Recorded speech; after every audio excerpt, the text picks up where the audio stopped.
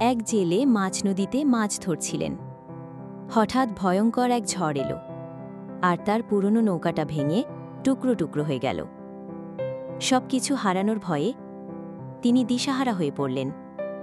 ভাবলেন, আমার আর কিছুই রইল না। কিন্তু অলৌকিকভাবে ভাঙা নৌকার একটা ছোট্ট অংশ ভেসে রইল।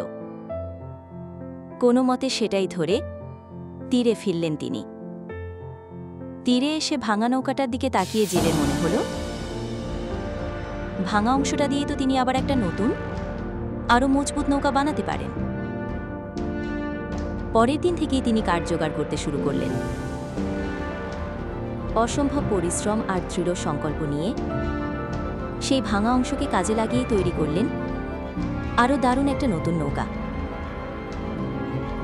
ঝড় তার নৌকা কেড়ে নিয়েছিল ঠিকই, কিন্তু সেই ক্ষতি থেকেই তিনি নতুন করে বাঁচার স্বপ্ন দেখলেন আর শুরু করলেন তার জীবনের সবচেয়ে বড় যাত্রা।